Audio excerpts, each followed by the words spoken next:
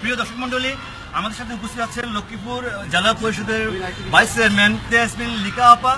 আজকে নোয়াখালী পেজের যারা অডিয়েন্স আছেন, লিকা আপা নোয়াখালী বিভাগ সম্বন্ধে আমাদেরকে দুটি কথা বলবেন, প্লিজ লিকা আপা।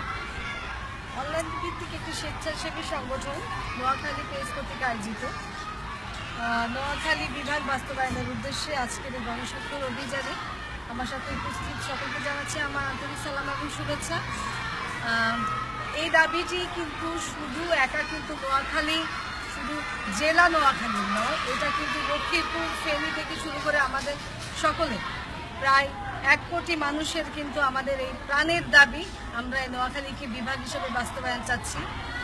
মাননীয় প্রধানমন্ত্রী জননেত্রী শেখ হাসিনার কাছে আমরা বিনীতভাবে আবেদন করছি যে আমরা আজকে এটি যথাযথ যুক্তিসঙ্গতভাবে অনেক যৌক্তিকতার কারণেই কিন্তু আমরা নোয়াখালীকে বিভাগ হিসাবে যাচ্ছি।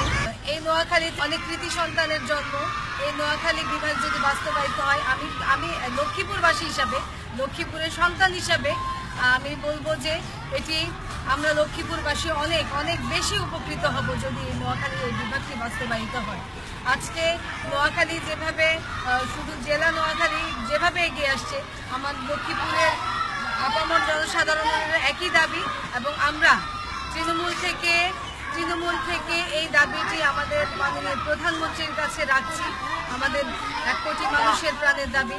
আমরা নোয়াখালীকে যদি বিভাগ হিসাবে যদি আমরা এই বাস্তবায়িত হয় তাহলে লক্ষ্মীপুর, ফেনী তথা নোয়াখালী অনেক অনেক অনেক অনেক দূর এগিয়ে যাবে এবং এই প্রান্তিক এই মানুষগুলো প্রান্তিক মানুষগুলোর এই প্রাণের দাবি মাননীয় প্রধানমন্ত্রী রক্ষা করবেন।